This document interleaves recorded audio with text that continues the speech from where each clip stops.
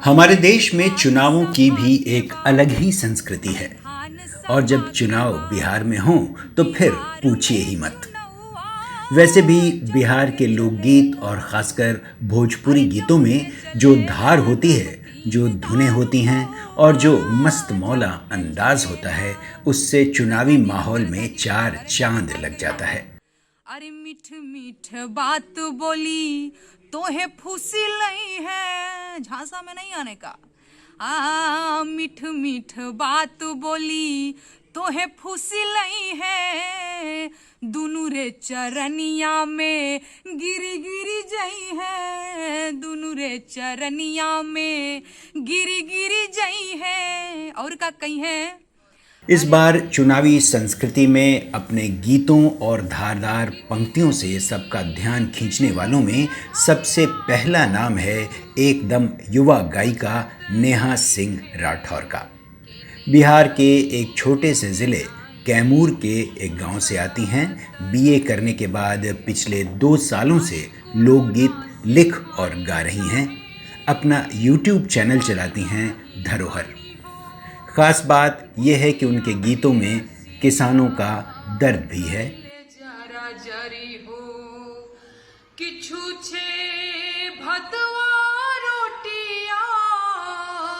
घोटात नहीं खे केने जाई केने नहीं कुछ सुझात नहीं खे, मिले के मन करे नैना ढारे लोर हो, अरे करवट बदलत धनी होई जाला भोर हो। बेरोजगारी पर उन्होंने अपने गीतों में जबरदस्त तंज कसा है। सूट बूट टाई लगा के बबरी टेवा तानी हालो हालो हालो दिल्ली सरकार, बिहार से बेरोजगार बोलतानी, यूपी से बेरोजगार बोलतानी।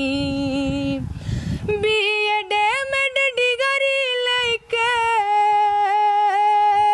अरे बीएड में डिग्री लेके घास गोढ़ा तानी हालो हालो हालो दिल्ली सरकार, बिहार से बेरोजगार बोलतानी।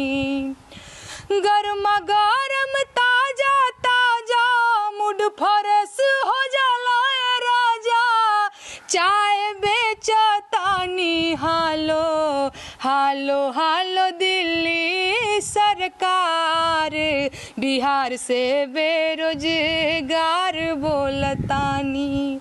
खोखली सरकारी योजनाओं पर तीखा व्यंग भी उनके गीतों में मिलता है। लोढ़ा पर पत्थर पपुआ बने बिहार टॉपर, 3 साल का डिग्री भैया 5 साल में मिले, कुर्सी वाले साहब घोड़ा बेच के सुतेले बोल कवा। बिहार में काबा 15 साल चच्चा रहले 15 साल पप्पा, तबो ना मिटल बेरोजगारी के ठप्पा। जब जब होले सैया मोर अरब के रवाना, तब तब जियरा जो है एगो एहजो कारखाना बोल कावा।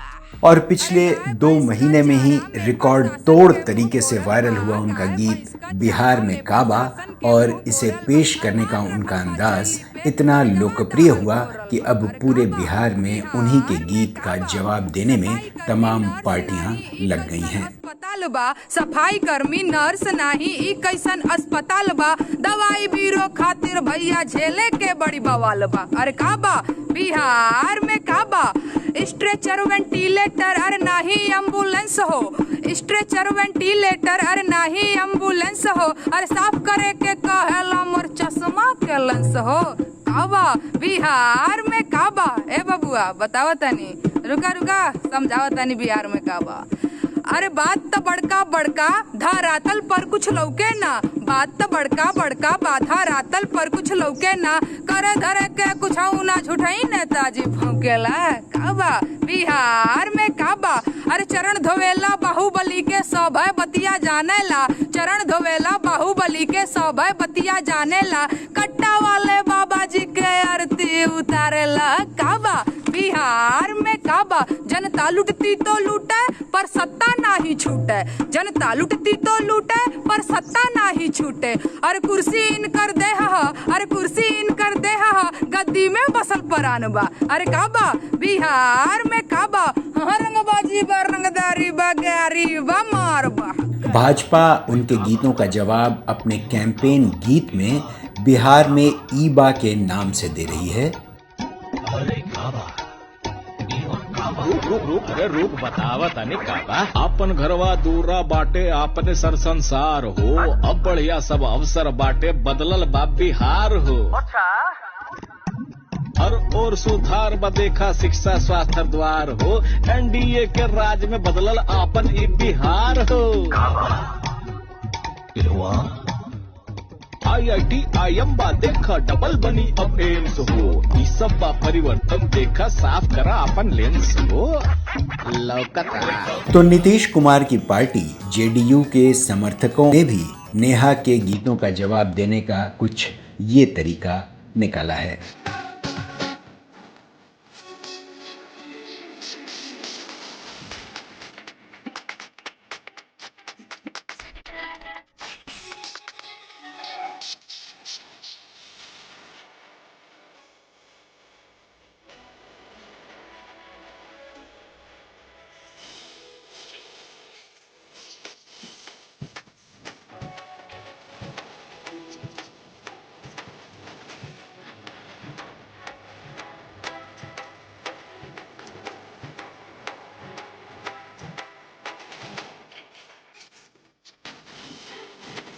ऐसे में बिहार की चर्चित गायिका मैथिली ठाकुर भला कैसे चुप रहे?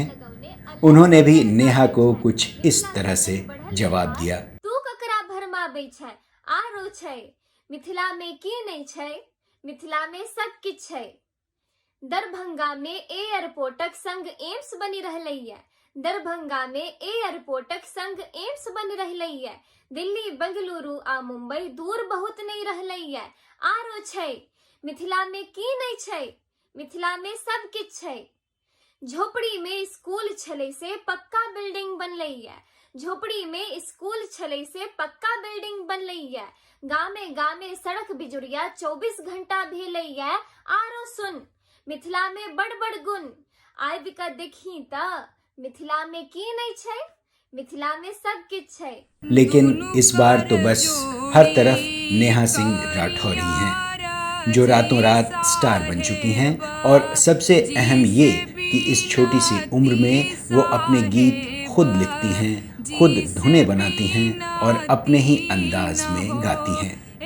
आत्मविश्वास से भरपूर हैं और अपने गीतों के जरिए युवाओं के साथ साथ देश के तमाम मुद्दे उठाने को लेकर, लोगों को जागरूक करने को लेकर उनके भीतर गजब का उत्साह देखने को मिलता है। संभावनाओं से भरी इस लोक गायिका को 7 रंग परिवार की शुभकामनाएं। अरे पिया मोर करी आया छारी आया रे लिखा हूँ न जाने ले पढ़ा हूँ न जाने ले हो ए साहेब दूरा देसे सहे अपमानवा कर खनवा एही